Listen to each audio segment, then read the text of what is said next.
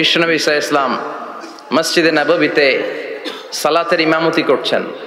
আল্লাহু আকবার বলে নামাজ শুরু করলেন, রুকুতে গেলেন, রুকু থেকে দাঁড়িয়ে পড়লেন সামি আল্লাহু লিমান হামিদা।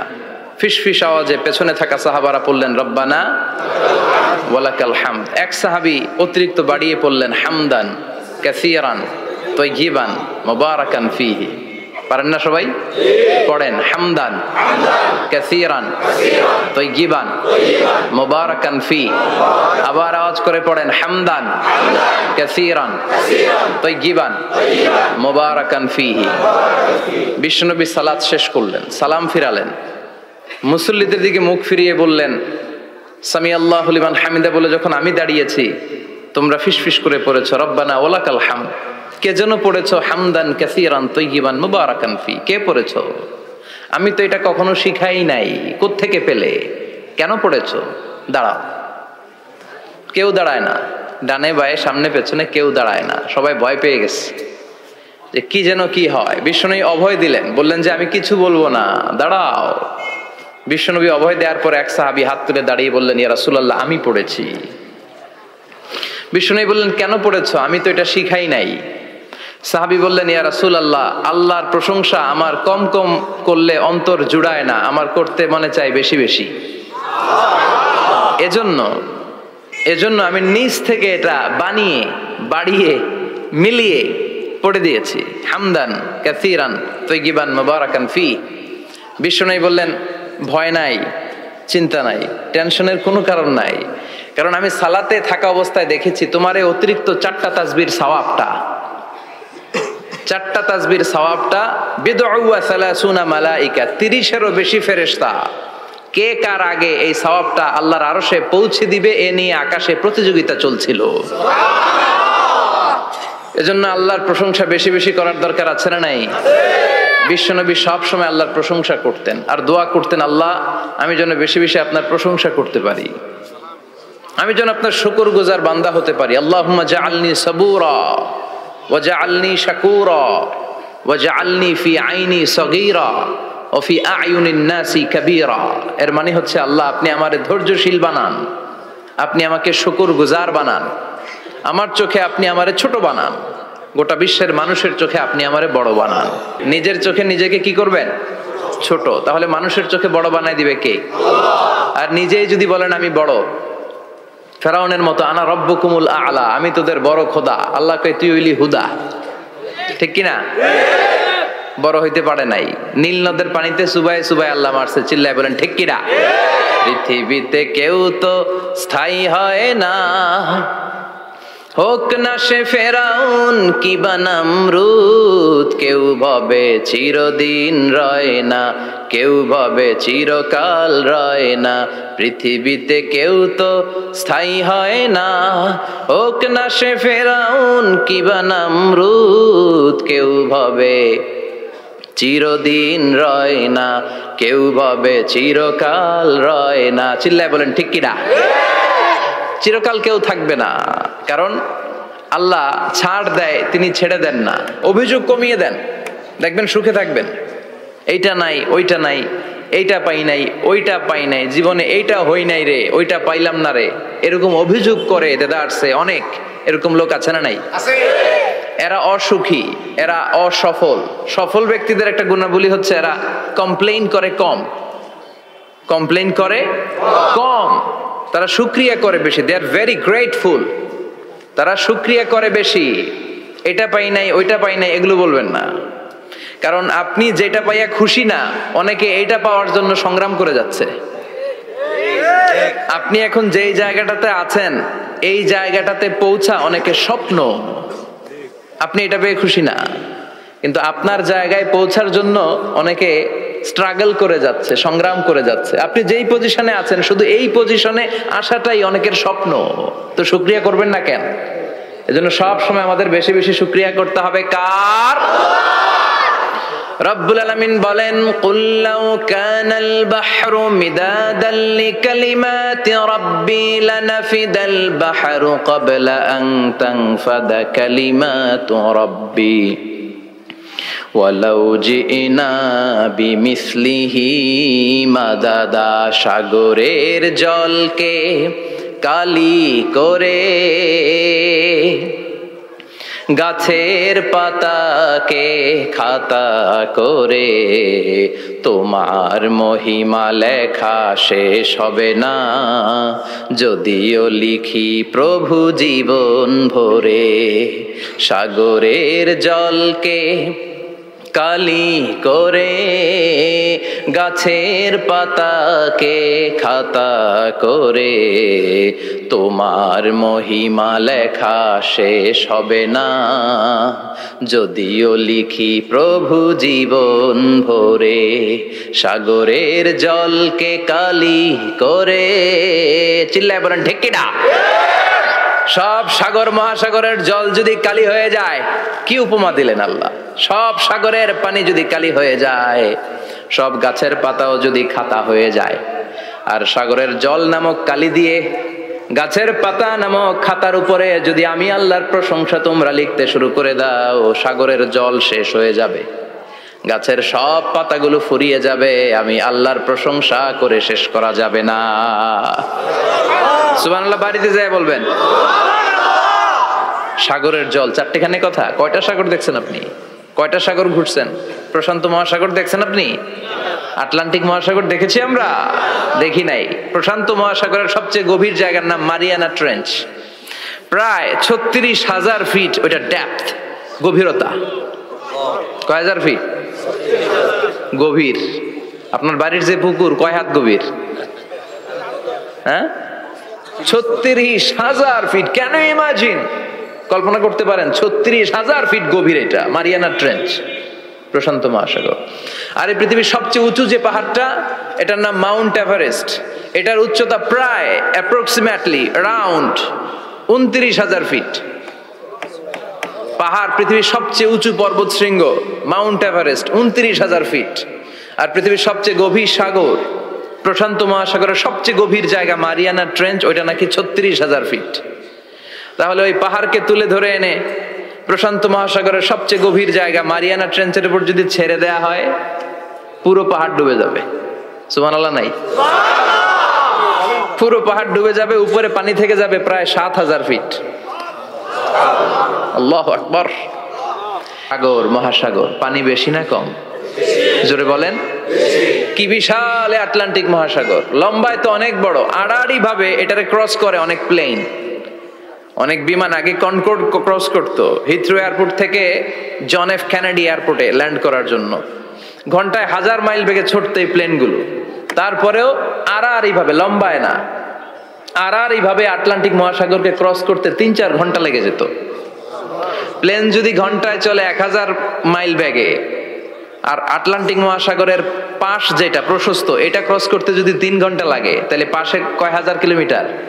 3000 কিলোমিটার। সুবহানাল্লাহ কইবেন না? এত বিশাল বিশাল সাগর। সাগর কি, মহাসাগর কি এই দুইটা, যে প্রশান্ত আর আটলান্টিক? না, ভারত মহাসাগর, উত্তর মহাসাগর, দক্ষিণ মহাসাগর, বঙ্গোপসাগর, কৃষ্ণ সাগর, ভূমধ্য সাগর, লোহিত সাগর, চায়না সাগর, শত শত সাগরে ভরপুর মহাবিশ্ব। এই সব সাগরের পানি যদি কালি হয়ে যায়, কি হয়ে যায়? আর পৃথিবীতে যত গাছ আছে, সব গাছের পাতা যদি খাতা হয়ে যায়, কি পরিমাণে গাছ, বৃক্ষরাজি আল্লাহ তৈরি করেছেন। এই সব গাছের পাতা যদি এরকম খাতা হয়ে যায়, আর এই সাগরের জল নামক কালি দিয়ে যদি এই খাতায় আল্লাহর জিকির লিখতে শুরু করেন, প্রশংসা লিখতে শুরু করেন, গাছের পাতাও শেষ, সাগরের পানিও শেষ, শেষ হবে না আল্লাহর জিকির আর প্রশংসা করেন। আল্লাহু আকবার। এজন্য সব সময় প্রশংসা করতে হবে একজন সত্তার, তিনি কে? সে আল্লাহ বললেন, হুয়াল আউয়ালু ওয়াল আখিরু ওয়াল যাহিরু ওয়াল বাতিন ওয়া হুয়া বিকুল্লি শাইইন আলিম। আল্লাহ বললেন, আমার প্রশংসা করবি না কেন? আমি সবার প্রথমে, আমি সবার শেষে, আমি প্রকাশ্যে, আমি গোপনে। কার কথা? বিষ্ণু বলেছেন, ইন্না লিকুল্লি শাইইন কলবান ওয়া কলবুল কোরআনি সূরাতু ইয়াসিন। সব জিনিসের একটা কলব আছে, হৃদয় আছে, অন্তর আছে, আর কোরআনের কলবের নাম হচ্ছে সূরা ইয়াসিন। বিষ্ণু বললেন, ইন্না লিকুল্লি শাইইন কলবান, সব জিনিসের একটা কলব আছে। ওয়া ইন্না কালবাল কোরআনি সূরাতু ইয়াসিন, আর কোরআনের কলবের নাম হলো সূরাতু ইয়াসিন। মান ক্বারাআ সূরাতা ইয়াসিন মাররা ওয়াহিদা, একবার সূরাতু ইয়াসিন তেলাওয়াত করলে 10 পারা কোরআন খতমের সওয়াব হয়ে যায়। আবার বিশ্বনবী বলতেন ইকরাউ আলা মাউতাকুম সূরাতা ইয়াসিন, তোমাদের মুমূর্ষু ব্যক্তিদের সামনে বসে সূরাতু ইয়াসিন তেলাওয়াত করো। রূহ চলে যাবে, মৃত্যুর একেবারে দ্বার প্রান্তে দাঁড়িয়ে এই মুহূর্তে তার পাশে বসে পড়তে আরম্ভ করেন ইয়াসিন ওয়াল কুরআনিল হাকীম ইন্নাকা লামিনাল মুরসালিনা আলা সিরাতিম মুস্তাকিম। ওই ব্যক্তির ঈমানের মৃত্যু দান করে দিবে কে? মৃত্যুর কষ্ট হালকা করে দিবে কে? আবার বিশ্বনবী বলতেন রাত্রিবেলা যে ব্যক্তি একবার সূরাতু ইয়াসিন তেলাওয়াত করে ঘুমাতে যায়, সকালবেলা নিষ্পাপ অবস্থায় তারে ঘুম থেকে জাগাবে কে? তাহলে এই সূরার মর্যাদা কম কম না বেশি বেশি? কলবুল কোরআন, এটা কোরআনের কলব, একবার পড়লে 10 পারার সওয়াব। আবার মুমূর্ষু ব্যক্তির সামনে বসে সূরা ইয়াসিন তেলাওয়াত করতে বলা হয়েছে, তাহলে মৃত্যুর কষ্টরে হালকা করে দেয় কে? আল্লাহ। আবার রাত্রিবেলা সূরা ইয়াসিন তেলাওয়াত করলে সকালবেলায় নিষ্পাপ বানায় দেয় কে? আল্লাহ। মনে থাকবে যে এই সূরা তেলাওয়াত করে ওই তেলাওয়াতকারীর যে হাজত আছে, প্রয়োজন আছে, এই সূরার বরকতে আল্লাহ তার প্রয়োজন পূরণ করে দেয়। আমাদের জীবনে প্রয়োজন আছে না নাই? কার কাছে চাইবো? বিপদে পড়লে কারে বলবো? আমরা বিপদে পড়লে প্রথমে শেয়ার দেই ফেসবুকে। কোথায় শেয়ার? আগে শেয়ার দিব কার কাছে? মনে থাকবে? বিপদে পড়লে ফেসবুকে শেয়ার দিব না, বন্ধুরে শেয়ার করব না, বউয়ের কাছেও পরে শেয়ার করব, আগে শেয়ার করব কার কাছে? মনে থাকবে? এজন্য বিশ্বনবী বলতেন এই সূরার নাম সূরাতুল কাদিয়া, মানুষের হাজত পূরণ করে দেয়। এই সূরা তেলাওয়াত করে যদি আপনি আল্লাহর কাছে কোনো বিপদ থেকে পানা চান অথবা কোনো প্রয়োজন নিয়ে দোয়া করেন, সূরার বরকতে প্রয়োজনটা পূর্ণ করে দেয় কে? আল্লাহ। কেউ যেটা পারে না পারে কে? আল্লাহ। কেউ যেটা দেয় না দেয় কে? আল্লাহ। কেউ যেটা শোনে না শোনে কে? আল্লাহ। তাহলে পেলাম সূরাতুল কাদিয়া। আরেকটা নাম আছে সূরার, সেটা হচ্ছে সূরাতুল আযীমা, সুমহান সূরা। কি সূরা? সুমহান, আযীমা। এই আযীম আর আযীমা এই শব্দ দুইটা অনেক দামি, আল্লাহ যে কোনো জায়গায় ব্যবহার করেন নাই। বিশ্বনবীর চরিত্রের উপমা দিতে যে আল্লাহ আযীম শব্দ বলেছেন, তাই না? রব্বুল আলামিন বলেন ওয়া ইন্নাকা লাআলা খুলুকিন আযীম। ও নবী, সাধারণ কোন চরিত্র আপনারে আমি দেই নাই, আপনারে আমি দিয়েছি আযীম একটা চরিত্র, খুলুকুন আযীম। And verily indeed you are on a very good standard of character, অসাধারণ চরিত্র দিয়েছে। আবার আল্লাহ নিজের পরিচয় দিতে যে আযীম বলেছেন ওয়ালা ইয়াউদুহু হিফযুহুমা ওয়া হুয়াল আলিয়্যুল আযীম। সুবহানাল্লাহ। আকাশ জমিনের নিয়ন্ত্রণ করতে যে আল্লাহ কখনো ক্লান্ত হয় নাকি? কারণ তিনি হচ্ছেন আল আলিয়্যুল আযীম। আল্লাহু আকবার। তার মানে নবীর চরিত্রের ক্ষেত্রে আযীম, আল্লাহর নিজের সত্তার ক্ষেত্রে আল্লাহ বললেন আযীম। আবার বললেন কিয়ামতের দিন গোটা পৃথিবীটারে আমি নাড়িয়ে দেব, গোটা পৃথিবীতে একটা আমি ভূমিকম্প দিব। এই কথাও কোরআনে আছে না নাই? ইযা জুলজিলাতিল আরদু জিলজালাহা আল কারিয়াতু মাল কারিয়া, পুরো পৃথিবী কাঁপিয়ে দিব। এই কাঁপাকাঁপিটা ওই দিনের ভূমিকম্পটা কি অন্যান্য সময়ের ভূমিকম্পের মতো হবে? এই ভূমিকম্পকে আল্লাহ বলেছেন আযীম। ইন্না জালজালাতা সাআতি লা শাইউন আযীম। সেদিনের ভূমিকম্প সাধারণ কোনো আর্থকোয়েক নয়, সাধারণ ভাইব্রেশন না, এটা আযীম। আবার আল্লাহ কোরআনকেও আযীম বলেছেন ওয়ালাকাদ আতাইনাকা সাবআম মিনাল মাসানি ওয়াল কুরআনাল আযীম। ও নবী, আমি আপনারে নিত্য পাঠনীয় সপ্তবাক্য সূরাতুল ফাতিহা দিয়েছি, সাথে সাথে কোরআনে আযীম দান করেছি। সুবহানাল্লাহ। তার মানে কোরআনের ক্ষেত্রে আযীম, কিয়ামতের ভূমিকম্প এটা আযীম, আল্লাহ নিজেও আযীম, বিশ্বনবীর চরিত্র আযীম। আবার এই সূরাটাও যেহেতু দামি, এজন্য এই সূরার নাম সূরাতুল আযীমা, সূরাতুল সুমহান সূরা। এটা যেন তেন সূরা নয়, এটা তো কোরআনের কলব। 2 নম্বরে পেলাম সূরাতুল আযীমা। 3 নম্বরে এই সূরার আরেক নাম হলো সূরাতুল মুইম্মা। সূরাতুল মুইম্মা। মুইম্মার 2 অর্থ। এক অর্থ হচ্ছে এটার বরকতটা আম, সবার জন্য, যেই পড়ে সেই বরকত পায়, এজন্য মুআইম্মা। আবার মুআইম্মার আরেক অর্থ হচ্ছে যেই সূরা শত্রুকে অন্ধ করে দেয়। কি করে দেয়? এই সূরার প্রথম 9টা আয়াত যদি বিপদে পড়ে, শত্রুর কবলে পড়ে আপনি তেলাওয়াত করেন, শত্রুর চোখটারে অন্ধ করে দিবে কে? আল্লাহ। বিশ্বনবী মক্কা থেকে যখন মদিনায় যায়, হিজরতের সময় বিশ্বনবী সূরা ইয়াসিনের প্রথম 9টা আয়াত তেলাওয়াত করলেন। তেলাওয়াত করে আল্লাহর নাম নিয়ে ঘর থেকে বের হলেন। আশেপাশে কাফেররা ঘুরে কিন্তু বিশ্বনবীরে দেখে না, সবাই খেলে এরকম এরকম করে, ডানে বায়ে হাতায় বিশ্বনবীর সামনে দিয়ে যায়, কিন্তু কাফেরদের চোখ অন্ধ করে দিয়েছে কে? আল্লাহ। এজন্য কোরআন তেলাওয়াত করলে কাফেরদের চোখকে অন্ধ বানায় দেয় কে? আল্লাহ। এজন্য সূরার একটা নাম হচ্ছে সূরাতুল মুআইম্মা। কি নাম? অন্ধ করে দেয়। তাফসিরে কুরতুবির মুসান্নিফ ইমাম আল কুরতুবি, ওনাকে জালিম বাদশা বন্দী করেছিল। ওনার তাফসিরে এসেছে উনি শক্তিশালী লোক ছিলেন, জেলখানা ভেঙে বাঁচার জন্য দিয়েছে দৌড়। উনারেও ধরার জন্য জালিম বাদশার সৈনিকেরা ঘোড়া নিয়ে রওনা হয়েছে, উনিও দৌড়ায়, ঘোড়াও পেছন থেকে আসে। ওমিয়া মানুষ কি ঘোড়ার দৌড়ের সাথে পারে? উনি হাঁটতে হাঁটতে হয়রান হয়ে এক বালুর ময়দানে যে ধপাস করে পড়েছেন। ওরাও ঘোড়া দিয়ে এসে নেমেছে, কিন্তু আজীব তামাশা, উনি বালুতে ধপাস করে পড়েই সূরা ইয়াসিনের প্রথম 9 আয়াত তেলাওয়াত করতে শুরু করেছেন। ওরা নিচে নেমে ডানে বায়ে সামনে পিছনে খালি খুঁজে, কিন্তু দেখে না, সামনে কিন্তু বসা। ওদের চোখটার অন্ধ করে দিছে কে? আল্লাহ। বিশ্বাস হয়? ঈমান হয়? এজন্য বিপদে পড়লে সূরা ইয়াসিনের প্রথম 9 আয়াত পড়তে রাজি আছেন? আল্লাহ তুমি তৌফিক দাও। আমিন। আরো জোরে পড়েন আমিন। এজন্য আল্লাহ চমৎকার ভাবে এই সূরাটা শুরু করে দিলেন। 2টা কাটা অক্ষর দিয়ে আল্লাহ বললেন ইয়াসিন ওয়াল কুরআনিল হাকীম ইন্নাকা লামিনাল মুরসালিন আলা সিরাতিম মুস্তাকিম। পড়েন সুবহানাল্লাহ। ইয়াসিন সূরাটা শুরু করলেন কি দিয়ে? ইয়াসিন। এটা কি কোনো বাক্য? এটা কি কোনো শব্দ? এটা কি অক্ষর? 2টা। প্রথম অক্ষরের নাম, দ্বিতীয়টা আওয়াজ করে বলেন, প্রথম অক্ষরটার নাম, দ্বিতীয়টা। খুব চমৎকার না? বাক্য দিয়ে এই সূরাটা শুরু করে নাই। যেমন ইযা জুলজিলাতিল আরদু জিলজালাহা, এই সূরার প্রথম আয়াত, এটা একটা বাক্য না? জি। আচ্ছা।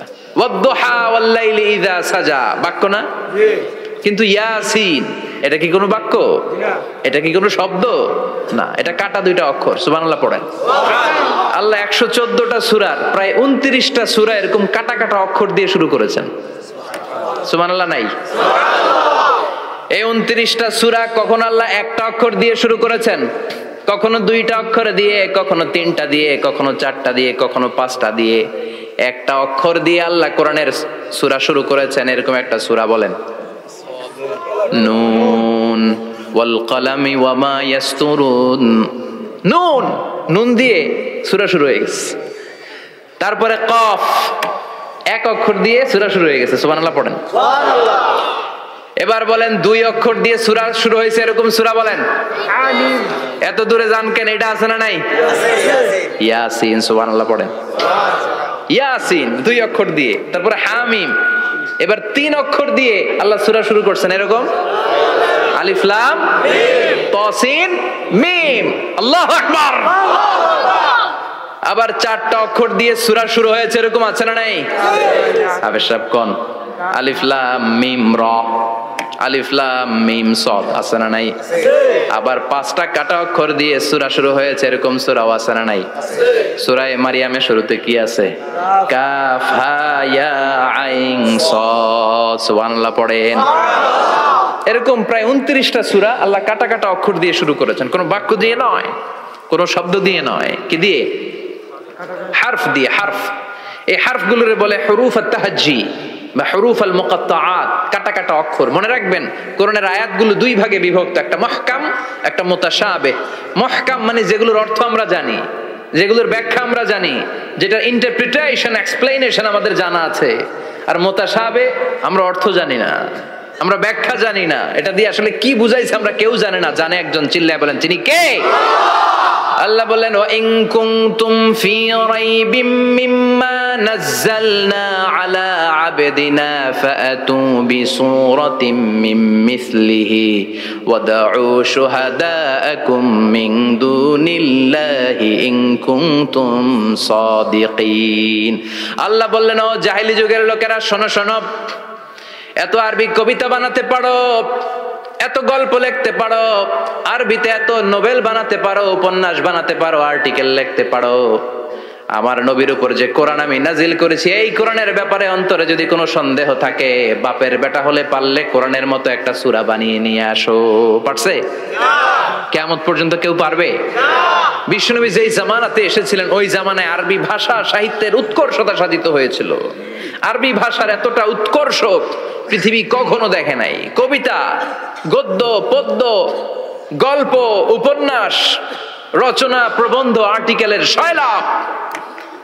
এই ভাষা সাহিত্যিকদের চোখে আঙ্গুল দিয়ে আল্লাহ বুঝাতে চাইলেন, এত অর্থ করতে পারো, এত ব্যাখ্যা জানো, এত বড় বড় বুলিয়া ওড়াও, এত কিছু তুমি জানো, তাহলে বলো ইয়াসিন অর্থ কি?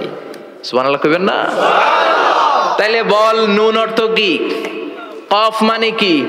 আলিফ লাম রা মানে কি? ফাবুহিতাল্লাযী কাফার। কেউ জানে না, কেউ উত্তর দিতে পারে না। কোন সুবহানাল্লাহ।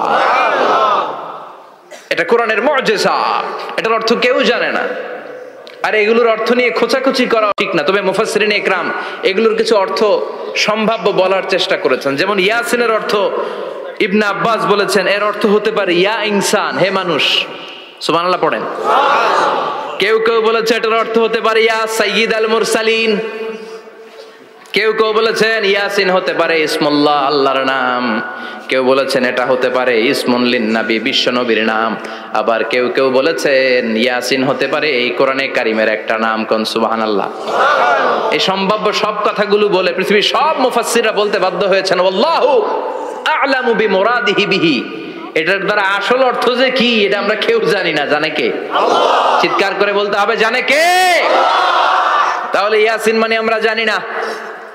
ইয়াসিনের অর্থ আমরা ছেড়ে দেব কার উপর? আল্লাহ। এরপর আল্লাহ বললেন ওয়াল কুরআনিল হাকীম, প্রজ্ঞাময় বিজ্ঞানময় কোরআনের শপথ। ওয়াল কুরআনিল হাকীম, বিজ্ঞানময় প্রজ্ঞাময় কোরআনের শপথ বা কসম। ওয়াল কুরআনিল হাকীম, যে ওয়া, এই ওয়াটারে আরবিতে বলে ওয়া আল কাসামিয়া। কি বলে? ওয়া আল কাসামিয়া। কসম কাটার জন্য আল্লাহ এই ওয়া ব্যবহার করেছেন। যত জায়গায় কোরআনে আল্লাহ কসম কেটেছেন ওই কসমের শব্দটার আগে ওয়া আছে না নাই? আছে। ও মিয়া, কোরআনে আল্লাহ সময়ের শপথ করেছেন, কসম কেটেছেন, যুগের কসম কেটেছেন। যুগের সময়ের আরবি হলো আল আসর। এই আসরের আগে ওয়া আছে না নাই? আছে। কি বলছে আল্লাহ? ওয়াল আসর, ওয়াল আসর। আবার তিন ফলের কসম আল্লাহ কোরআনে কেটেছেন। কি বলেছেন? ওয়াত্তিন, মানে তিনের কসম। জাইতুনের কসম কেটেছেন, বলেছেন ওয়াজ্জাইতুন। তুর পাহাড়ের কসম কেটেছেন, বলেছেন ওয়াতুরে সিনিন। যত জায়গায় কসম তত জায়গায় ওয়া আছে না নাই? পাহাড়ের নামে কসম কেটেছেন, আল্লাহ বলেছেন ওয়াতুর। সূর্যের নামে কসম কেটেছেন, আল্লাহ বলেছেন ওয়াশ-শামসি ওয়াদুহাহা। সুবহানাল্লাহ কইবেন না? ফজরের নামে কসম কেটেছেন, কি বলেছেন? ওয়াল ফাজর। জিলহজ মাসের প্রথম 10 রাতের কসম কেটেছেন, কি বলেছেন? ওয়াল লায়ালিন আশর। জোর আর বেজরের কসম কেটেছেন, আল্লাহ বলেছেন ওয়াশ-শাফঈ ওয়াল ওয়াতর। সূরা ইয়াসিনে কাটা কাটা দুইটা অক্ষরের পরে রব্বুল আলামিন কোরআনের কসম কেটেছেন। এজন্য আল্লাহ বলেছেন ইয়াসিন ওয়াল কুরআনিল হাকীম। ইয়াসিন ওয়াল কুরআনিল হাকীম, প্রজ্ঞাময় বিজ্ঞানময় কোরআনের শপথ। নাস্তিকরা বলে কোরআনের মধ্যে বিজ্ঞান নাই, কোরআনের মধ্যে সায়েন্স নাই, কোরআনের ভেতরে টেকনোলজি নাই। কিন্তু কোরআন বলে এমন কিছু নাই, মানুষের প্রয়োজনীয় এমন কিছু নাই যেটা আমার ভিতরে নাই। আল্লাহু আকবার। আল্লাহ বললেন মা ফাররাতনা ফিল কিতাবি মিন শাই, কিতাবের মধ্যে আমি কিছু বাদ রেখে দেই নাই। ইতিহাসের কথা বলেছি, পাতালপুরীর কথা বলেছি, ঊর্ধ্ব জগতের কথা বলেছি, মহাকাশের কথা বলেছি, cosmology, astrology, geology, zoology, botany, human anatomy, embryology, সব কিছুর কথা কোরআনের মধ্যে দিয়েছে কে? আল্লাহ। কোরআনের ভেতরে মানুষের কথা আছে না নাই? আছে। কোরআনের মধ্যে গাভীর কথা আছে না নাই? আছে। গাভীর কথাও আছে। কই আছে? হ্যাঁ, সূরাতুল বাকারা, গাভীর সূরা। সুবহানাল্লাহ কইবেন না? সুবহানাল্লাহ। মানুষের কথা আছে সূরাতুল ইনসান, জিনদের কথা আছে সূরাতুল জিন, মাকড়সার কথা আছে সূরাতুল আনকাবুত, মৌমাছির কথা আছে সূরাতুন নাহাল। মৌমাছির কথা বলেছেন, দুধের কথা বলেছেন, প্রাণীর কথা বলেছেন, খাদ্যের কথা বলেছেন, মানুষের দেহ বৈশিষ্ট্যের কথাও বলেছেন। চিৎকার করে পড়েন আল্লাহু আকবার। আল্লাহ বললেন ওয়া আওহা রাব্বুকা ইলান নাহলি আনিত্তাখিযি মিনাল জিবালি বুয়ুতাও ওয়া মিনাশ শাজারি ওয়া মিম্মা ইয়ারিশুন। সুবহানাল্লাহ পড়েন। ওয়া আওহা রাব্বুকা ইলান নাহল, আল্লাহ মৌমাছির কাছে সিক্রেট মেসেজ পাঠিয়েছেন। সুবহানাল্লাহ পড়েন। ওয়ালা তাবলা গারাইবুহু, কোরআন কোনদিন কারো কাছে পুরাতন মনে হয় না। ফিহি মাসাবিহুল হুদা, কোরআনের মধ্যে আছে হেদায়েতের মশাল। ওয়া মানারুল হিকমা, কোরআন হলো বিজ্ঞানের সুউচ্চ মিনার। লা তুহসা আজাইবুহু, কোরআনের আশ্চর্যান্বিতার শেষ নাই। যতই পড়বেন আপনি আশ্চর্য হয়ে যাবেন, যতই স্টাডি করবেন, যতই অধ্যয়ন করবেন, আপনার চোখকে খুলে দিবে কে? আল্লাহ। ওয়ালা তাবলা গারাইবুহু, কোরআন কখনো পুরাতন হয় না। পুরান হয় নাকি? যার বয়স 50 বছর ধরে নামাজি মানুষ, প্রতি নামাজের প্রত্যেক রাকাতে কোন সূরা পড়া লাগে? তো 50 বছর যদি কেউ নামাজি হয়, তাহলে কত লক্ষবার উনি সূরা ফাতিহা পড়ছে উনি নিজে জানে? তারপরেও কোনোদিন কি মনে হয়েছে সূরা ফাতিহাটা একটু পুরান পুরান লাগে? আজকে কুল হল্লা দিয়ে শুরু করুন। কথা বলেন, পুরান লাগছে কোনোদিন? এত পড়ছে এটা, আজকে আর এটা না, আজকে আর একটা, এরকম মনে হয়? ওয়ালা তাবলা গারাইবুহু, পুরান লাগে না। প্রতিদিন নতুন, প্রতিনিয়তই নতুন, অলওয়েজ নিউ, সব সময় নতুন। এজন্য বিশ্বনবী বললেন লা তুহসা আজাইবুহু, কোরআনের আশ্চর্যান্বিতার শেষ নাই। ওয়ালা তাবলা গারাইবুহু, কোরআন কখনো পুরাতন হয় না। ফিহি মাসাবিহুল হুদা, কোরআনের মধ্যে আছে হেদায়েতের মশাল। ওয়া মানারুল হিকমা, কোরআন হলো বিজ্ঞানের সুউচ্চ মিনার। সুবহানাল্লাহ। আল্লাহ বললেন ওয়া আওহা রাব্বুকা ইলান নাহাল, আমি মৌমাছির কাছে মেসেজ দিলাম, সিক্রেট মেসেজ। আনিত্তাখিযি মিনাল জিবালি বুয়ুতা, তোমরা পাহাড়ের মধ্যে তোমাদের বাড়ি বানাও, মৌচাক বানাও। অমিনা সাজার, গাছের মগ ডালে, বড় বড় ডালে তোমরা বাসা বানাও। ওয়া মিম্মা ইয়ারিশুন, উঁচু উঁচু জায়গায় মৌচাক বানাও, যাতে করে গ্রামের ছোট্ট ছেলেরা ঢিল মারতে না পারে। কোন সুবহানাল্লাহ। মৌমাছির আল্লাহ শিখাই দিছে। নিচু জায়গায় কোনোদিন মৌমাছির বাসা দেখবেন? নিচু জায়গায় সহজে নাগাল পাওয়া যায়, ধরা যায়। কথা কন। ডাল বে মগ ডালে ওঠা লাগে মধু খাইতে চাইলে। চিল্লায় বলেন ঠিক কিনা? আল্লাহ সিক্রেট মেসেজ দিলেন আর বললেন আনিত্তাখিযি। আলেম যারা আছেন বলেন তো, ইত্তাখিযি এটা কি মুজাক্কারের সিগা না মুয়ান্নাসের সিগা? কথা কইতে হবে। কেউ নাই এটার উত্তর দেওয়ার মতো? মুয়ান্নাস, মাশাআল্লাহ। এটা স্ত্রীবাচক শব্দ। আল্লাহ মৌমাছিকে যে মেসেজ করছে পুরুষ মৌমাছিরে কয় নাই, এটা নারী মৌমাছিরে কইছে। চিল্লায় এখন সুবহানাল্লাহ। এখন গবেষণা করে দেখা গিয়েছে, কার্ল ভন ফ্রিচ একজন অস্ট্রিয়ান বিজ্ঞানী, উনি এটা নিয়ে গবেষণা করে 73 সালে 1973 নোবেল পেয়ে গেছে। এই আয়াতের উপর গবেষণা করে আল্লাহ কেমন করে সিক্রেট মেসেজ দিয়েছেন, কেমন করে মৌমাছি মৌচাকের বাসা বাঁধে, কেমন করে মধু আহরিত হয়, এটার উপর গবেষণা করে উনি একটা বই লিখেছেন, দ্য ডান্সিং বিজ। নেচে যাওয়া মৌমাছিগুলো, নাচতে নাচতে যেতে থাকা মৌমাছিগুলোর উপর একটা বই লিখে, দ্য ডান্সিং বিজ লিখে উনি নোবেল প্রাইজ পেয়েছেন এই মধুর উপরে। চিল্লায় পড়েন আল্লাহু আকবার। এখন কোরআনের আয়াত থেকে বোঝা গেল আনিত্তাখিযি মিনাল জিবালি বুয়ুতা, আল্লাহ নারী মৌমাছিকে বলেছেন মৌচাক বানাও, তোমাদের মধু রাখার জন্য বাসা বানাও। কার্ল ভন ফ্রিচ গবেষণা করে পেয়েছে মৌচাকের বাসা বানানো হয়, মধু আহরণ করা হয়, যেই মৌমাছিটা নেতৃত্ব দেয় এটা পুরুষ মৌমাছি নয়, এটা হলো মহিলা মৌমাছি। কোন সুবহানাল্লাহ। পুরো মৌচাকের মধ্যে মধু আহরণ, মধু নেওয়া, পুরো প্রসিডিউরটা সারার জন্য কোনো পুরুষ মৌমাছি লিডিং দেয় না, লিডিং দেয় একটা নারী মৌমাছি, স্ত্রী মৌমাছি। এজন্য ইত্তাখিয, ম্যাসকুলিন জেন্ডার ইউজ না করে আল্লাহ বলেছেন ইত্তাখিযি। নারী মৌমাছিকে আল্লাহ অ্যাড্রেস করে বলেছেন যাও মৌচাক বানাও আর এটার মধ্যে মধু আহরণ করো। চিল্লায় পড়েন আল্লাহু আকবার। আল্লাহ বললেন ইত্তাখিযি মিনাল জিবালি বুয়ুতা, পাহাড়ের মধ্যে ঘর বানাও, মিনাশ সাজার, গাছের বড় ডালের মধ্যে ঘর বানাও, ওয়া মিম্মা ইয়ারিশুন, উঁচু উঁচু জায়গায় ঘর বানাও। উনি গবেষণা করে পেয়েছেন এই মধুর মধ্যে অসাধারণ কিছু ন্যাচারাল অ্যান্টিসেপটিক আছে। কি আছে? Natural antiseptic. এটার নাম হচ্ছে প্রপিলিস। প্রপিলিস নামে একটা লিকুইড পাওয়া যায় মৌচাকের মধ্যে, এটা কাটা জায়গায় লাগা দিলে স্যাভলন ডেটল কিছু লাগানো লাগবে না, ওই প্রপিলিসের কারণে আপনার কাটা জায়গা এমনি শুকায় যাবে। সুবহানাল্লাহ পড়েন। দ্বিতীয় বিশ্বযুদ্ধে রাশিয়ান যত সৈনিকরা যুদ্ধে আহত হতো, ওরা আলাদা করে অ্যান্টিসেপটিক খাইতো না, ওরা মধু আইনা লাগাই দিত আর সুস্থ হয়ে যেত। সুবহানাল্লাহ পড়েন। নিউজিল্যান্ডের কিছু বিজ্ঞানীরা আবিষ্কার করেছে মৌমাছির হুলের ভিতরে রেমিটিক ফিভারের অ্যান্টিবায়োটিক আছে। অনেকের বাত জ্বর হয়, বাতের ব্যথা থাকে না, থাকে, মুরব্বীদের বেশি হয়, ওই জায়গার মধ্যে যদি আপনি মৌমাছি এনে ঢুকাই দিতে পারেন, মৌমাছির হুল লাগাই দিতে পারেন, ভালো হয়ে যাবে। মৌমাছি যখন হুল ফুটে আরাম লাগে না অনেক? খাইছেন, কামড় খাইছেন? হ্যাঁ, মজা লাগে। তো নিউজিল্যান্ডের এই গবেষকরা এরা আবিষ্কার করেছে যে মৌমাছি যদি হুল ফুটিয়ে দেয়, ওইখানে বাতের ব্যথা থাকলে, বেদনা থাকলে এটা ভালো হয়ে যাবে। আমি নিজে দেখেছি, বিবিসি একটা ডকুমেন্টারি, ইজিপশিয়ান একজন ফিজিশিয়ান, চিকিৎসক, উনি ওনার বাতের ব্যথায় আক্রান্ত যত রুগীরা আছে ওদের গায়ের মধ্যে মৌমাছি এনে এনে নিজে নিজে হুল ফুটায়, রুগী চিৎকার মারে, ও মাগো, ও আল্লাহ গো, কিন্তু একদিন পরে ব্যথা নাই, আর কয় ভালো হয়ে গেছে। সুবহানাল্লাহ কইবেন না? তো এজন্য এই কার্ল বন ফ্রিজ 1973-তে দ্য ডান্সিং বিজ লেখে গোটা বিশ্বকে তাক লাগিয়ে দিয়েছে। তার গবেষণার প্রতিটি পয়েন্ট কোরআনের আয়াতের সাথে মিলে যায়। চিৎকার করে পড়েন আল্লাহু আকবার। এই যে আমরা মধু খাই, এই মৌচাকের ভেতরে অন এন অ্যাভারেজ অ্যারাউন্ড 60,000 মৌমাছি থাকে। তিন ভাগে, একটা হচ্ছে কুইন বি, একটা মেল বি, আর একটা হচ্ছে ওয়ার্কার বি। একটা থাকে রানী মৌমাছি, এর নেতৃত্বে সবাই চলে। আর একটা থাকে মেল বি, পুরুষ মৌমাছি, বংশ বাড়ানোর জন্য এদের কাজে লাগে। আর সব হচ্ছে ওয়ার্কার বি, সবাই কাজ করে। আল্লাহ বললেন সুম্মা কুলি মিন কুল্লি সামারাত ফাসলুকি সুবুলা রাব্বিকি যুলুলা। আল্লাহ সিক্রেট মেসেজ দিয়ে বললেন গাছের উপরে বাসাবাদ, পাহাড়ের উপরে মৌচাকের বাসাবাদ, উঁচু উঁচু জায়গায় তোমরা তোমাদের বাসা বাঁধো।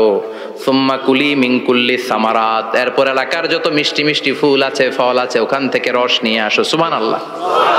পুষ্প রস সংগ্রহ করে মধুগুলো, এটার বলে sweet nectar. They collect the sweet nectar from the flowers. এবং মধুর মধ্যে এত চমৎকার জিনিস থাকার কারণ হচ্ছে মৌমাছিগুলো ওই এলাকার সব ধরনের ফুল, ভালো ভালো সুগন্ধযুক্ত ফুল ফল থেকে রস নিয়ে আসে। তো ওই গাছগুলোর মধ্যে বনাজি গাছ আছে না নাই? ঔষধি গাছ আছে না নাই? এজন্য মধুরে বলা হয় সব রোগের ঔষধ। যত বনাজি ঔষধি গাছের নির্যাস আর পুষ্প রস আছে, সব আল্লাহ মধুর ভিতরে ঢুকায়া মধুকে আল্লাহ ন্যাচারাল ভ্যাকসিন বানিয়ে দিয়েছেন। চিল্লায়ে পড়েন আল্লাহু আকবার। আল্লাহ বললেন সুম্মা কুলি মিন কুল্লি সামারাত, সব ফল আর ফুল থেকে নেকটার পুষ্পরস নিয়ে আসো।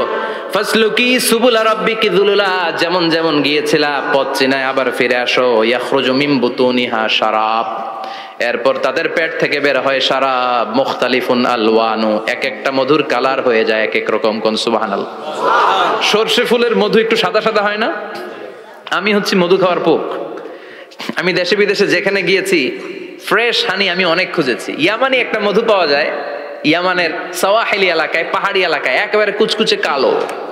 আবার অনেক মধু আছে কিছুটা খয়েরি এবং হলুদ বর্ণের, কিন্তু সরষে ফুলের যে মধুটা এটা অনেকটা সাদা। এই পুষ্পরস নিয়ে মৌমাছিগুলো মৌচাকের মধ্যে ঢেলে দেয় না, এগুলো খেয়ে ফেলে। প্রত্যেকটা মৌমাছির পেটের ভেতরে আল্লাহ 2টা করে স্টোমাক দিয়েছে, পাকস্থলী। সুবহানাল্লাহ পড়ে। এটাই Karl von Frisch the dancing bees বইয়ের মধ্যে লিখেছে গবেষণায়, যে 2টা পাকস্থলী। একটা পাকস্থলী দিয়ে মৌমাছি খায়, নিজে খেয়ে বাঁচে, আর একটা পাকস্থলী দিয়ে এই ফ্লাওয়ার নেক্টার, পুষ্প রস সংগ্রহ করে ওই পাকস্থলীতে রাখে। ওই পাকস্থলীর ভেতরে আল্লাহ একটা ন্যাচারাল এনজাইম দিয়েছেন, ওই এনজাইমের সাথে ওই পুষ্প রসটা মিক্সড হয়। তারপরে আরেকটা টিউব আছে, ওই টিউব দিয়ে মৌমাছি যে সেই বাসার মধ্যে মৌমাছি যে সেখানে সাপ্লাই করে দিয়ে আসে, মধু ঢুকিয়ে দিয়ে আসে। চিল্লায় পড়েন সুবহানাল্লাহ। তার মানে বিষয়টা এমন না ফুলের রস নিয়ে মৌচাকের দিয়ে আসলো, ফুলের রস সে নেয়, তার স্পেশাল একটা স্টোমাকের মধ্যে ঢুকায়, সেখানে এনজাইম দিয়ে, পাচক রস দিয়ে আল্লাহ এটাকে সমৃদ্ধ করে দেয়।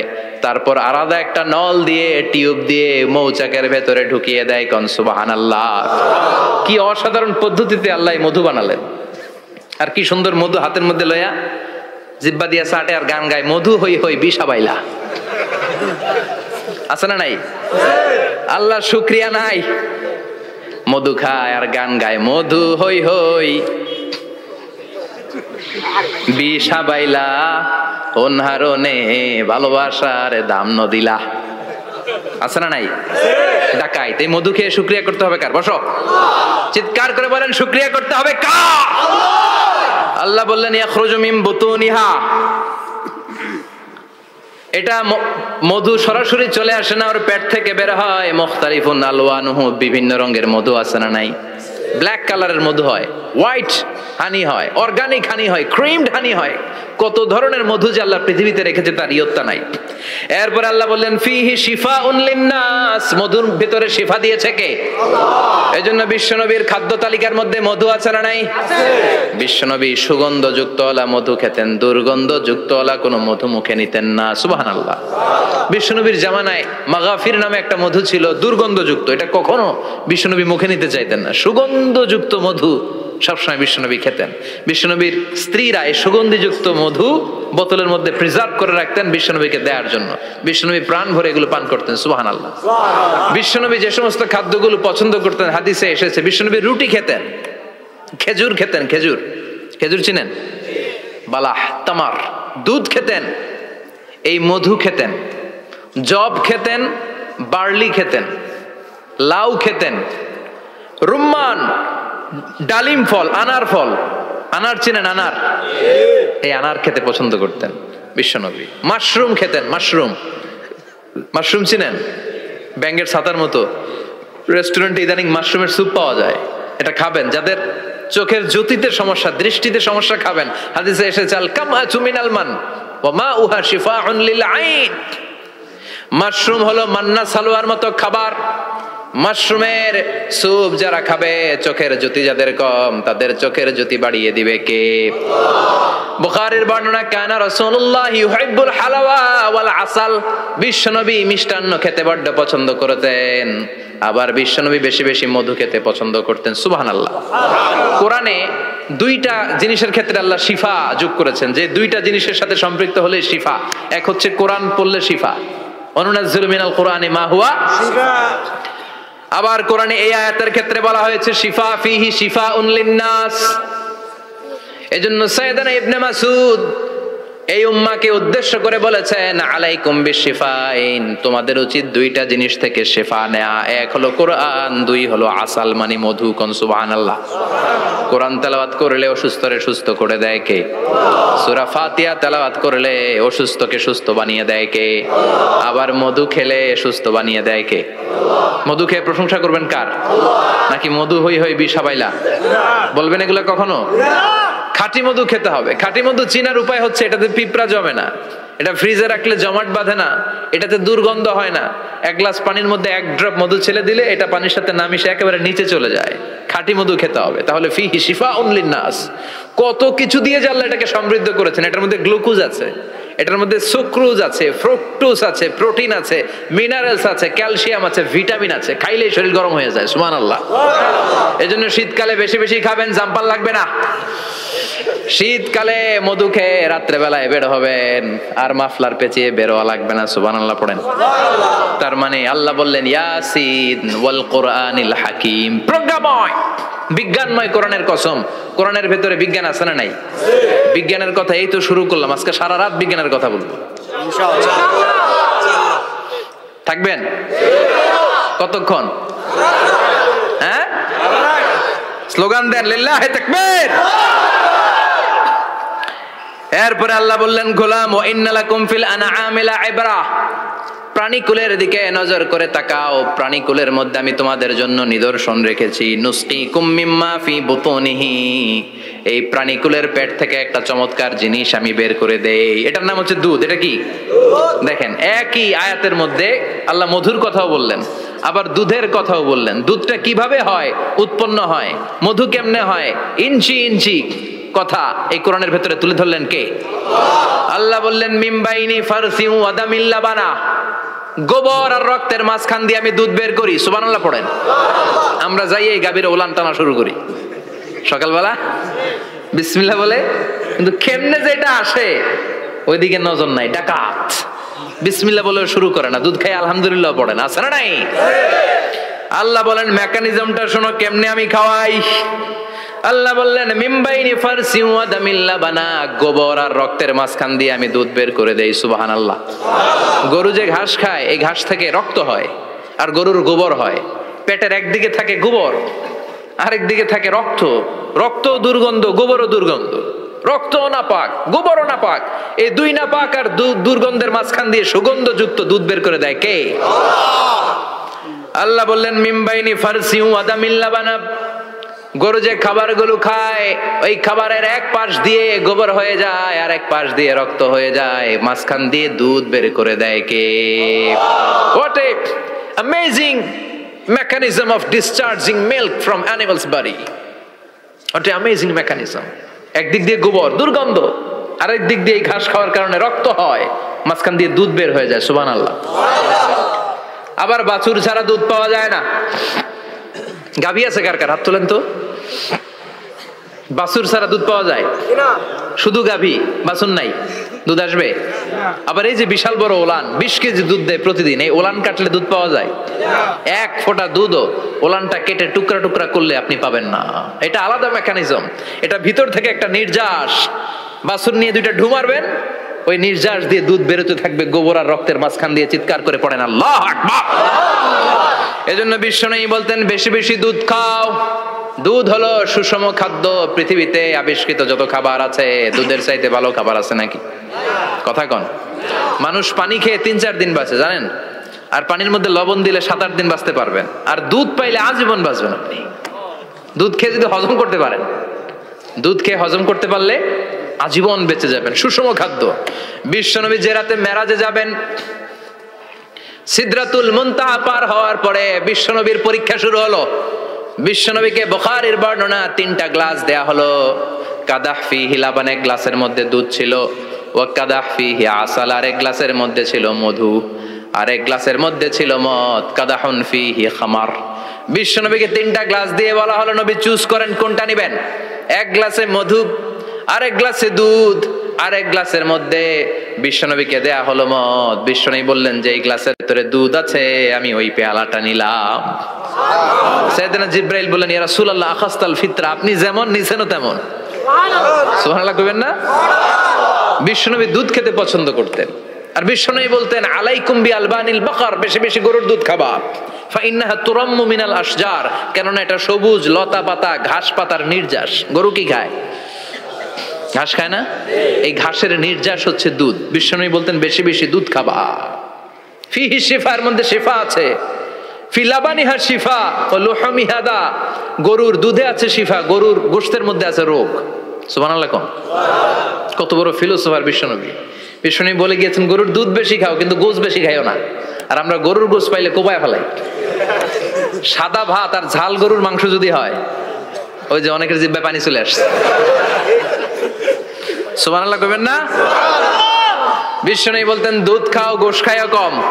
গরুর গোশত কম খাবা, গরুর দুধ বেশি খাবা। সুস্থ রাখবে কে?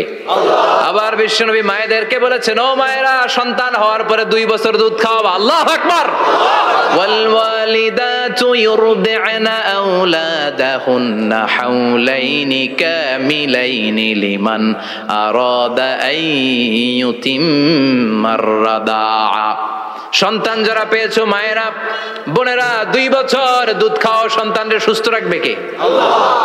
বাচ্চা ডেলিভারির পরপরই আল্লাহ তাআলা মায়ের বুকে একটা দুধ দেয়, এটাকে বলে শাল দুধ। এটা হচ্ছে বাচ্চার জীবনের প্রথম প্রাকৃতিক টিকা। সুবহানাল্লাহ কয় না? এটা বেবির জীবনে ন্যাচারাল প্রাকৃতিক টিকা, প্রতিষেধক আল্লাহ দিয়ে দিয়েছে। আপনার বাচ্চাকে টিকা দিন, স্লোগান আছে না? 5টা-7টা টিকা দেয়া লাগে। প্রথম টিকাটা আল্লাহ নিজেই ফ্রি দিয়ে দিছে। এটা শাল দুধের ভেতরে পাওয়া যায়। এজন্য বাচ্চাকে শাল দুধ খাওয়াতে হবে। তার ব্রেনের গ্রোথ হবে, সে শক্তিশালী হবে, সে দেশপ্রেমিক হবে, সে আল্লাহওয়ালা হবে। চিল্লা এখন ঠিক কিনা? যে মায়েরা বাচ্চারে দুধ খাওয়ায় ওই বাচ্চারা মায়েরে ভালোবাসে বেশি। আর যেই মা গুলো বাচ্চারে দুধ না খাওয়ায় আর ডানু খাওয়ায়, আর কি কি আছে? হরলিক্স আর সিরালেক, কমপ্লেন। যারা এগুলো খাওয়াবে ডানু খাওয়াবে, যারা ল্যাকটোজেন খাওয়ায়, যারা বুকের দুধ খাওয়াতে চায় না কোনো কারণ ছাড়া, 2 বছর বাচ্চারে দুধ দিতে চায় না, এই বাচ্চাগুলো বড় হলে ওই মারে বৃদ্ধাশ্রমে দিয়ে আসবে। কথা কন। এজন্য মায়েরা, বোনেরা, সন্তান হলেই তাকে বুকের দুধ দিয়ে আল্লাহর পক্ষ থেকে যে টিকাটা, এই টিকাটা পেটের ভেতরে ঢুকাই দিতে হবে। চিল্লায় কোন ঠিক কিনা? এটা হচ্ছে ন্যাচারাল টিকা। এজন্য আল্লাহ বললেন ইয়াসিন ওয়াল কোরআনিল হাকিম। ইয়াসিন, বিজ্ঞানময় কোরআনের শপথ। কোরআনের মধ্যে বিজ্ঞান আছে না নাই? অভাব নাই। কয়টা শুনবেন? আল্লাহ কসমোলজির কথা বলেছে, অ্যাস্ট্রোলজি কথা। কসমোলজি হচ্ছে সৃষ্টি তত্ত্ব। কসমোলজি কি? সবাই বলেন কসমোলজি কি? আল্লাহ বললেন আওয়ালাম ইয়ারাল্লাযীনা কাফারু আন্নাস সামাওয়াতি ওয়াল আরদা কানাতা রাতকান ফাফাতাকনাহুমা। কাফেররা কি দেখে না মহাবিশ্বের সব কিছু একসাথে মিলে ঝিলে ছিল, বিশাল এক বিস্ফোরণের মাধ্যমে আমি মহাবিশ্ব তৈরি করেছি। সুবহানাল্লাহ। আদিতে, শুরুতে কিন্তু সব আকাশ, বাতাস, জমিন, চন্দ্র, সূর্য, নক্ষত্র, গ্রহ, নীহারিকা পুঞ্জ, গ্যালাক্সি, ব্ল্যাক হোল সবকিছু মিলেমিশে একসাথে ছিল। এটার ঘনত্ব ছিল খুব বেশি। মহাবিশ্বের সবকিছু ছিল একটা বিন্দু। এটাকে বিজ্ঞানীরা নাম দিয়েছে দ্য সিঙ্গুলারিটি, মহা একত্ব। এরপর একটা প্রচন্ড বিস্ফোরণের মধ্য দিয়ে মহাবিশ্ব সৃষ্টি হয়েছে। এটার ওরা নাম দিয়েছে বিগ ব্যাং থিওরি। কি নাম? স্টিফেন হকিং মারা গেছে না গত বছর নাকি? হ্যাঁ, বছর খানিক আগে মারা গিয়েছে। সবচেয়ে বড় পদার্থবিজ্ঞানী ছিল। সে একটা বই লিখেছে, from the brief history of time, a brief history of time from big bang two black hole. সেখানে সে প্রমাণ করেছে কোরআনের এই আয়াত, কানাতা রাতকান, মহাবিশ্বের সবকিছু একটা বিন্দু ছিল। চাঁদ, সূর্য, গ্রহ, তারা সব কি ছিল? কথা বলেন, সবাই বলেন। একটা মাত্র বিন্দু ছিল। আল্লাহ বলেন, don't the disbeliever observe that the heavens and earth were joined together, then I separated with a gigantic sound, explosion. সব একসাথে ছিল, চাঁদ, তারা, আকাশ, নদী, নালা সব একসাথে। তারপরে একটা বিকট বিস্ফোরণের মধ্য দিয়ে পৃথিবী হয়েছে, চাঁদ হয়েছে, চন্দ্র হয়েছে, সূর্য হয়েছে, মহাবিশ্বের সবকিছু এই মহাবিস্ফোরণের মধ্য দিয়ে হয়েছে। চিৎকার করে পড়েন আল্লাহু আকবার। এই যে ছোট্ট পৃথিবীতে আমরা বসে আছি, এই পৃথিবীর চেয়ে সূর্য 13 লক্ষ গুণ বড়। চিল্লায় পড়েন আল্লাহু আকবার। এটা কি বাড়ির কাছের কথা? 13 লক্ষ গুণ বড়। কল্পনা করা যায়? তার মানে কি সূর্যই সবচেয়ে বড়? না, সূর্যের চেয়ে অনেক বড় বড় তারা আছে। ব্যাটেলজিউস নামে একটা তারা আছে মহাকাশে, যেটা যে সূর্য পৃথিবীর চেয়ে 13 লক্ষ গুণ বড়। এই ব্যাটেলজিউস তারা সূর্যের চেয়ে 33 কোটি গুণ বড়। এই ব্যাটেলজিউস তারাটাই কি সবচেয়ে বড়? না, এর চেয়েও কত বড় তারা যা আছে কোনো হিসাব নাই। এরকম বিশাল বিশাল তারা ঘুরতে ঘুরতে মাওয়াকিউন নুজুম, ব্ল্যাক হোল নামে একটা রেঞ্জ আছে। এই রেঞ্জের মধ্যে যদি ঢুকে যায়, ছোট্ট বাচ্চার মুখে চকলেট দিলে বাচ্চা যেমনি চকলেট চুষে খেয়ে ফেলে, এই বিশাল বিশাল তারাগুলো ব্ল্যাক হোলের মধ্যে ঢুকলে এক মুহূর্তের মধ্যে নিঃশেষ হয়ে যায়। চিল্লায় পড়েন আল্লাহু আকবার। এজন্য আল্লাহ বললেন ফালা উকসিমু বিমাওয়াকিউন নুজুম, এই তারকা নিঃশেষ হওয়ার যে জায়গাটা, এই জায়গার কসম আমি কোরআনের মধ্যে খেলাম। এই ব্ল্যাক হোলের রেঞ্জের ভেতরে তারা আসলে মুহূর্তের মধ্যে নিঃশেষ বানিয়ে দেয় কে? একটা তারার চেয়ে আরেকটা তারা বড়। এরকম হাজার কোটি তারা মিলে আমাদের গ্যালাক্সি। এই গ্যালাক্সির নাম হচ্ছে মিল্কি ওয়ে। কি নাম? আমাদের গ্যালাক্সির নাম কি? সবাই বলেন তো। Milky way. কি নাম? এরকম একটা গ্যালাক্সি না, লক্ষ কোটি গ্যালাক্সি আছে। আমাদের গ্যালাক্সির পরে সবচেয়ে কাছের গ্যালাক্সির নাম অ্যান্ড্রোমেডা। কি নাম? এই অ্যান্ড্রোমেডা গ্যালাক্সি আমাদের গ্যালাক্সি থেকে 2.5 মিলিয়ন লাইট ইয়ার দূরে, মানে 25 লক্ষ লাইট ইয়ার। সুবহানাল্লাহ কইবেন না? আলোর গতি হচ্ছে পৃথিবীতে সবচেয়ে বেশি বর্তমান সময় পর্যন্ত। জানেন সেকেন্ডে কত মাইল? 1,86,000 মাইল। 1 সেকেন্ডে আলো ছুটে 1,86,000 মাইল বেগে। এত বেগের কোন প্লেন বা রকেট নিয়ে যদি আপনি আমাদের গ্যালাক্সি থেকে মিল্কি ওয়ে থেকে অ্যান্ড্রোমেডাতে যেতে চান, তাহলে আপনার 25 লক্ষ বছর লেগে যাবে। সুবহানাল্লাহ বাড়িতে যাই বললেন।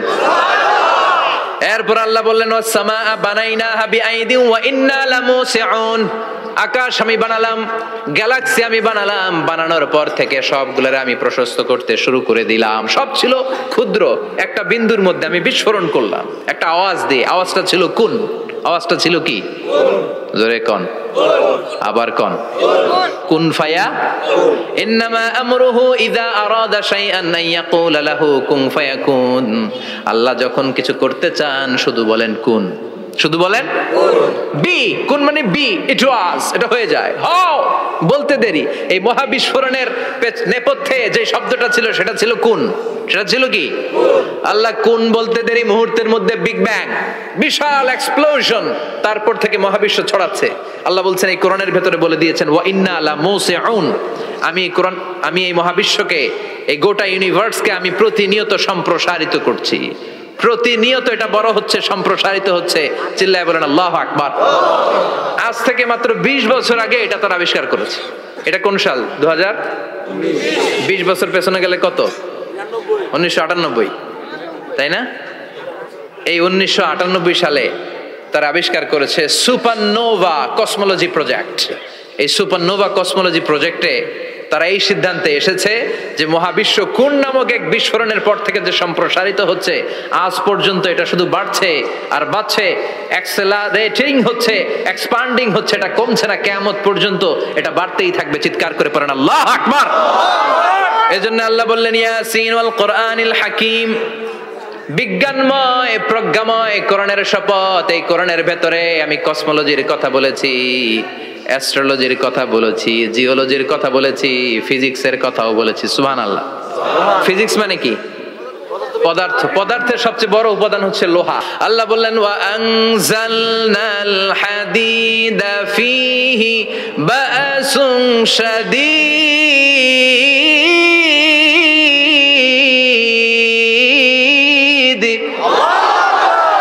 ওয়া আনজালনাল হাদিদ ফীহি বাসুন শাদীদ, আমি লোহা নাজিল করলাম আর লোহার ভেতরে আমি ভয়ঙ্কর শক্তি ঢুকাইয়া দিলাম। সুবহানাল্লাহ। ফীহি মানাফিউ লিন-নাস, লোহার ভেতরে মানুষের জন্য অনেক কল্যাণ আছে। সুবহানাল্লাহ। লোহা ছাড়া পৃথিবীতে কিছু হয়? আংটি বানাতে লোহার দরকার আছে না নাই? ঘড়ি বানাতে, গাড়ি বানাতে, বাড়ি বানাতে, মোবাইল বানাতে, হেলিকপ্টার, প্লেন, রকেট, মাইকের স্ট্যান্ড। সুবহানাল্লাহ। কোন এমন কোন জিনিস নাই যেটার মধ্যে লোহা লাগে না। এজন্য আল্লাহ বললেন এই লোহার নামে আমি একটা সূরা ডেডিকেট করলাম, ওয়া আনজালনাল হাদিদ ফীহি বাসুন শাদীদ। আমি লোহাকে নাজিল করেছি। আল্লাহ বলেছেন, খেয়াল করে শব্দটা শুনেন, ওয়া আনজালনাল হাদিদ, আমি লোহাকে উপর থেকে নাজিল করেছি। কি করেছি? কথা বলেন।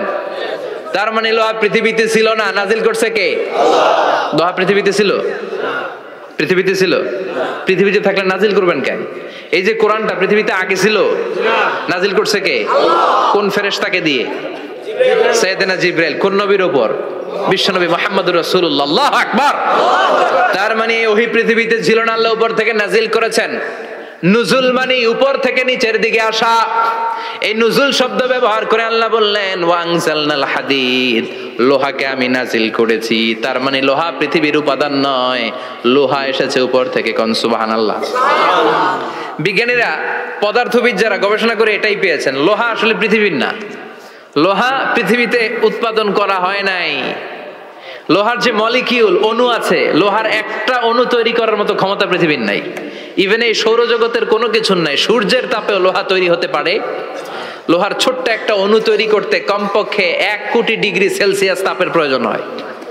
তার মানে এটা পৃথিবীর কোনো উপাদান নয়, এটা আনজালনাল হাদিদ। আল্লাহ বলেন মহাবিস্ফোরণের কারণে গলিত অন্য কোন তারার ভেতর থেকে লোহার উপাদান আমি পৃথিবীর ভিতরে এনে ঢুকিয়ে দিয়েছি।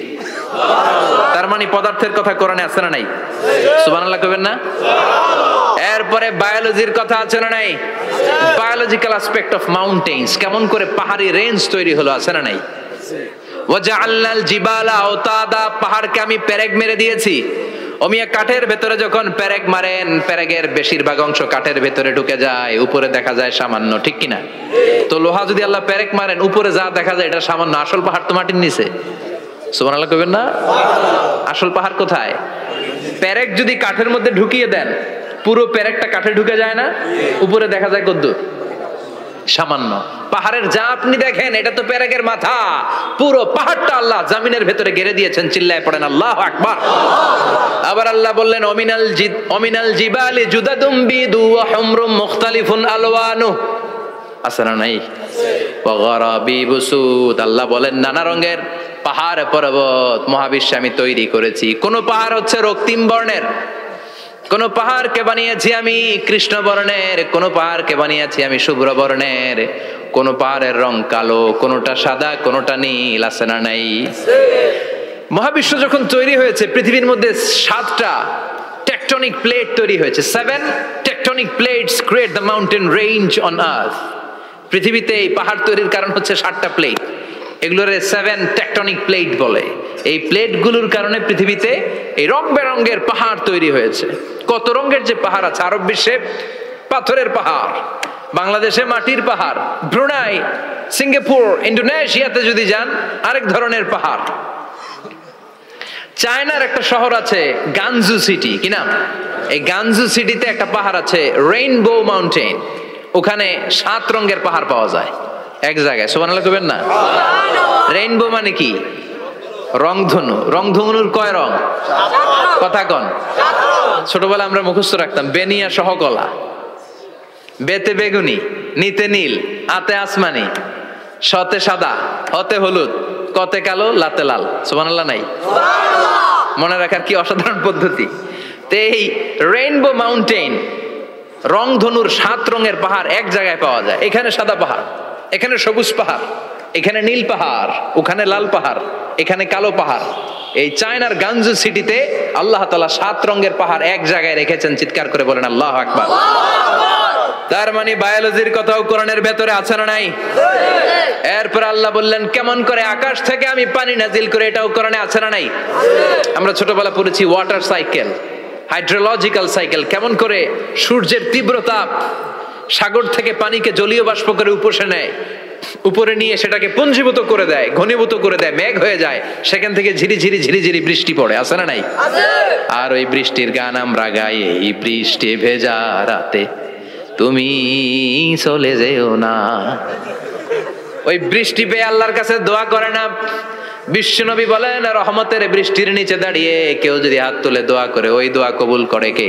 আল্লাহ। আবার আকাশের মধ্যে মেঘের ঘনঘটা দেখলে বিশ্বনবী পেরেশান হয়ে যেতেন, হয়রান হয়ে যেতেন, আর আল্লাহর কাছে বলতেন আল্লাহ এই মেঘ দিয়ে তুমি আমাদেরকে আযাব দিও না, তুমি আমাদেরকে গজব দিও না, তুমি আমাদেরকে শেষ করে দিও না, এই মেঘ থেকে তুমি আমাদেরকে রহমতের বৃষ্টি দাও। পড়ে না আমিন। আলম তারা আন্নাল্লাহ ইউসজি সাহাবান। কাফের নাস্তিক যেগুলো সমাজের আবর্জনা খড়কুটা, ওরা কি দেখে না কেমন করে আমি বাতাসকে জলীয় বাষ্প করে আকাশে তুলি, বায়ুমণ্ডলে নিয়ে যাই, সুম্মা ইউআল্লিফু বাইনাহুম, জলীয় বাষ্পগুলারে তখন আমি ঘনীভূত করি, সুম্মা ইয়াজআলুহু রুকামান, এরপরে আমি মেঘে পরিণত করি, ফাতারাল ওয়াদকা ইয়াখরুজু মিন খিলালিহি, তারপর মেঘের ভেতর থেকে ঝিরিঝিরি ঝিরিঝিরি বৃষ্টি নাজিল করে কে? আবার আল্লাহ বললেন পানি থেকে আমি পৃথিবীর সব প্রাণগুলারে বানালাম, ওয়াজআলনা মিনাল মাই কুল্লা শাইইন হাইয়া ফালা ইয়াকিলুন, পানির ভেতর থেকে সব প্রাণের উৎপত্তি পৃথিবীর মধ্যে ঘটিয়ে দিয়েছে কে? বিজ্ঞানীরা স্বীকার করেছে পৃথিবীতে যত প্রাণ পাওয়া যায়, যত প্রাণের ব্লুপ্রিন্ট পাওয়া যায় সব এসেছে পানি থেকে। চিৎকার করে বলেন কোত্থেকে? পানি নাই তো প্রাণ নাই, পানিও আছে প্রাণও আছে। কোন সুবহানাল্লাহ। বিজ্ঞানীদের ধারণা, তারা ধারণা করে বলেছে পৃথিবীর প্রথম প্রাণের নাম হচ্ছে অ্যামিবা। কি নাম? ওরা বলেছে এটা এককোষী জীব, it's a very small unicellular organism found ever in the world. পৃথিবীতে পাওয়া প্রথম এককোষী প্রাণীর নাম হচ্ছে অ্যামিবা। এটা এসেছে শৈবালের মতো, এরপরে জুপ্লাংটন, ফাইটোপ্লাংটন, ব্যাকটেরিও প্লাংটন, একটার পর একটা স্পিসিজ প্রজাতি পৃথিবীতে ডেভেলপ করেছে। কোন সুবহানাল্লাহ। এই পানির কথা কোরআনের ভেতরে বলে দিল কে? এজন্য আল্লাহ বললেন ওয়াল কোরআনিল হাকিম, বিজ্ঞানময় কোরআনের শপথ। এই কোরআনটা বিজ্ঞানের ঠাসা, এই কোরআন আশ্চর্যের শেষ নাই, এই কোরআন কোনোদিন পুরাতন হয় না। এই কোরআনের ভেতরে আল্লাহ দিয়েছেন হেদায়েতের মশাল, আর কোরআনটাকে বানিয়েছেন বিজ্ঞানের সুউচ্চ মিনার। জোরে কোন সুবহানাল্লাহ। তার মানে কোরআনে আমরা কি পেলাম? দুধের কথা পেলাম, মধুর কথা পেলাম, কিভাবে ডায়েট করবেন সেটা আমরা পেলাম, আমরা কসমোলজি পেলাম, অ্যাস্ট্রোলজি পেলাম, বায়োলজি পেলাম, ফিজিক্স পেলাম, ওয়াটার সাইকেল পেলাম। এবার পাতালপুরীর কথার দরকার আছে না নাই? পৃথিবীর একেবারে গভীরতম গভীরে কি আছে এটা কিন্তু কোরআনে নাই, আছে। পৃথিবীর মাঝখানে যে উত্তপ্ত লাভা আর আগুন, এটা আপনারা জানেন? পৃথিবীর উপর দিয়ে আমরা ঠান্ডা পৃথিবীতে ঘুরে বেড়াই, কিন্তু এর ভিতরে কিন্তু আগুন, লাভা। আল্লাহ কোরআনের মধ্যে ফুটন্ত টকবগে সাগরের কসম খেয়েছেন। আল্লাহ বলেছেন ওয়াল বাহরিল মাসজুর,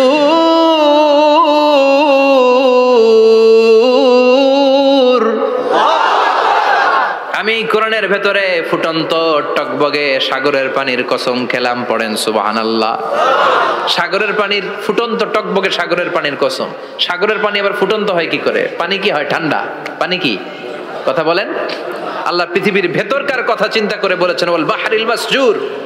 ইউনাইটেড স্টেটস অফ আমেরিকার নেভাল একাডেমির সায়েন্টিস্টরা এই আয়াতের উপর রিসার্চ করেছে যে সাগরের ভেতরে আবার এই ঠান্ডা পানির ভেতরে আবার উত্তপ্ত আগুনের লাভা আসলো কোত্থেকে। রিসার্চ করার জন্য তারা সাগরের ভেতরে পাইপ ঢুকিয়েছে। পাইপ ঢুকাতে ঢুকাতে অনেকগুলো লেয়ার তারা পার করেছে। রূপান্তর শিলার স্তর, পাললিক শিলার স্তর, আগ্নেয়গিরির শিলার স্তর, মার্বেল পাথরের অনেকগুলো শিলার স্তর পেরিয়ে যাওয়ার পরে তারা পাইপ ঢুকানোর পরে দেখতে পেয়েছে পাইপগুলো গলে যায়। পাইপগুলো কি হয়? তার মানে ভিতরে কি আছে? গত কয়েক মাস আগে জাপানে কিছু জিওলজিস্ট, ভূতত্ত্ববিদ, তারা গবেষণা করে পৃথিবীর এক মাথা থেকে আরেক মাথায় যেতে চাচ্ছে, মানে প্রতিপাদ স্থান। বাংলাদেশের এখান থেকে ছিদ্র করলে আপনি দক্ষিণ আমেরিকার চিলির সান্টিয়াগোতে যেয়ে উঠবেন। কথা বুঝতে পেরেছেন? তার মানে বাংলাদেশের প্রতিপাদ স্থান হচ্ছে দক্ষিণ সাউথ আমেরিকার চিলির সান্টিয়াগো।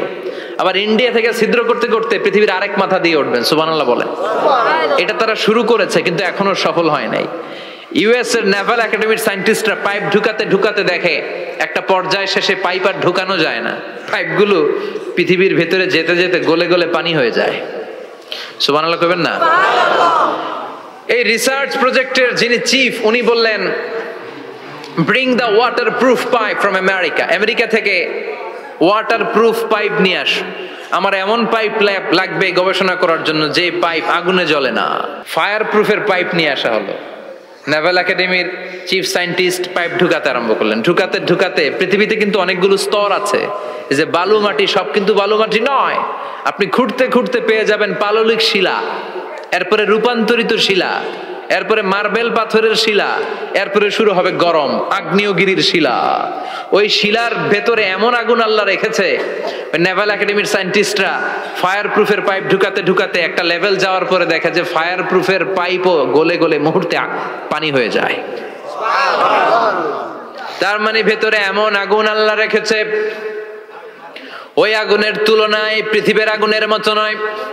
ওই আগুনটাই জাহান্নামের আগুন। আবার বিজ্ঞানীরা গবেষণা করে ওই আগুনের মধ্যে মানুষের চিৎকার শুনেছে। এজন্য হাদিসে এসেছে আল্লাহর ওলিরা, মুমিন বান্দারা মারা গেলে তাদের রূহগুলো আকাশে চলে যায়, ইল্লিনে চলে যায়। আর কাফের মুশরিক আর নাস্তিক গুলো মারা গেলে তাদের আত্মাগুলো পৃথিবীর মাঝখানে সিজ্জিনে চলে যায়। ওই সিজ্জিনের ভেতরে আগুন আছে না নাই? চিল্লায় বলেন। তার মানে পাতালপুরীর কথাও আছে।